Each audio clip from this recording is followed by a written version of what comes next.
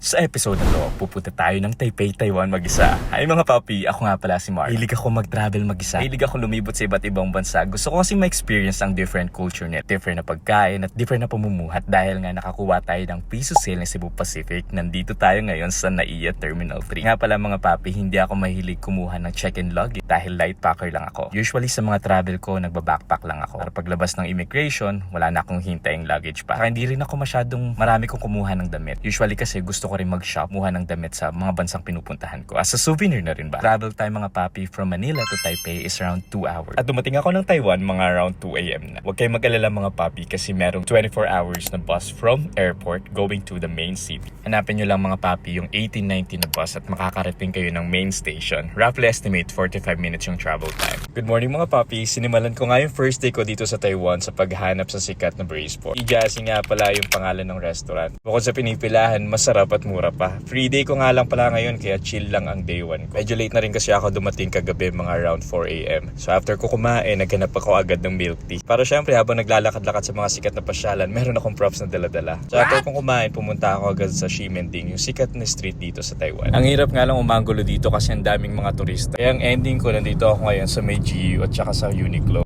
I'm just roaming around and looking for something na pwede ko mabili dito. Nakakalungkot lang kasi tuloy-tuloy yung ulan maghapon. Hirap mamasyal, ang hirap mag-vlog kasi baka mabasa yung camera ko. Pero syempre hindi tayo papatinag. Lalakad tayo kahit maulan. So pupunta muna ako ng Starbucks para magpatigila ng ulan. Pasok ko nga mga papi, nakita ko agad si kuya. No? Ako pansin, ganda kasi ng damit niya eh. Cute siya mga papi, yun nga lang, hindi ko na-picturean. Ito nga pala yung nabili ko from GU mga papi. Tingnan nyo ang ganda. Para siyang tuxedo pero manipis lang yan. Sakto lang, hindi ko may initan. Dahil walang tigil ang ulan, nag-wonton soup na lang ako mga papi. Ito nga pala sa labas ng Ximending District. Di ba perfect yan sa malamig na panahon, tag-ulan. At dahil wala na tayong mapupuntahan, nag-milk tea na lang ako just to end up the night. Dahil bukas maaga tayo dahil nag-join tayo ng crew for my tour. Second day na agad natin mga papi at andito tayo sa Taipei main station. Dito tayo kukunin ng ating group tour. Group tour na nabook ko, more on scenery lang siya. Stop natin itong Thermal Valley. Makikita nyo guys, may pausok yan, parang fog. Ito naman yung last part mga papi, Chiang Kai-shek Residence po. Para siyang Malacanang natin sa Pilipinas. After a long day mga paps, no, dito kami binaba sa may Shilin Market. Ito na tinapos yung tour para kumain at mag-dinner na rin. Ang bilis ng araw, no? Tara agad sa third day mga papi. Sa third day ko mga papi, hindi natin papalagpasin na isa sa mga pinaka-iconic na pwedeng puntahan natin sa Taipei, kundi ang Taipei 101. Nasa likod ko.